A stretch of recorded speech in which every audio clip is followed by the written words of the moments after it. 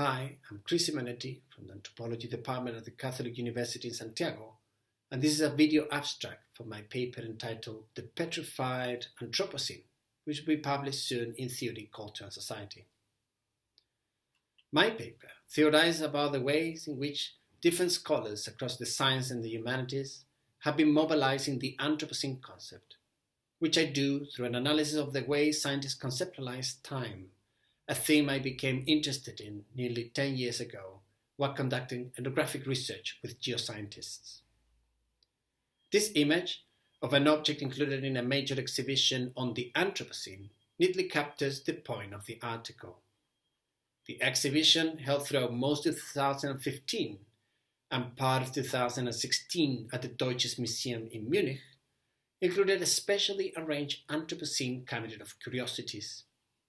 The object, subtitled Extinct Device, and created by the historian Jared Farmer, is a fossilized Blackberry Curve 8300. Recently introduced in 2007, only 1 year before efforts to formally define the Anthropocene got underway, the Curve 8300 has practically gone extinct in less than a decade. Interestingly, for the technology to become visible as an anthropogenic device that highlights the contradictions between the speed of technological renewal and the frugality demanded by the current environmental crisis, the author had to turn the device into stone. This gesture illustrates how geologists in charge of formalizing the Anthropocene have engaged with the concept after it was popularized by the atmospheric chemist Paul Crutzen and the ecologist Eugene Stromer in 2000.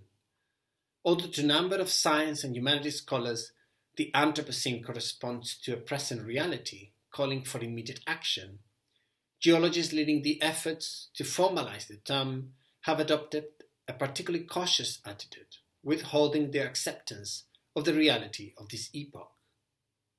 In the eyes of geologists, formalizing a new geological unit requires establishing an isochronous boundary, that is, a single geological marker consistently stratified across the globe.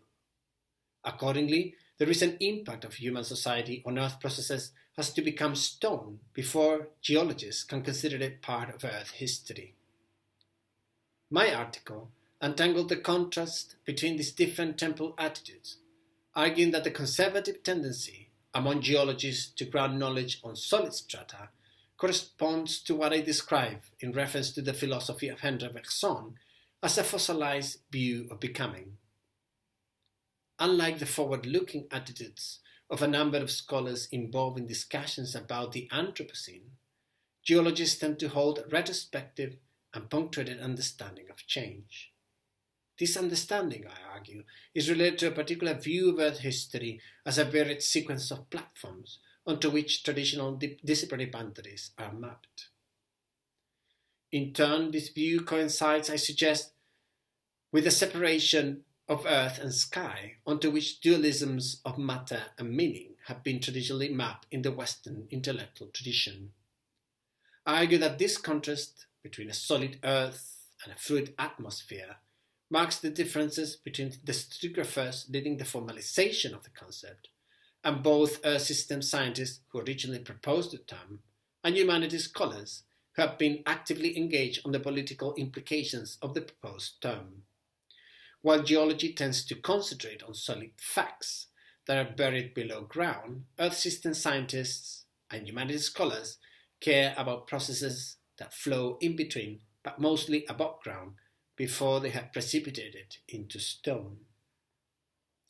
I argue that in order to address the political challenges imposed by this new epoch, stratigraphers need to radically open the thinking and methods to the more than solid flows of environmental change, in which there ultimately takes place a planetary history that is simultaneously geological, organic, and social. I hope you enjoy.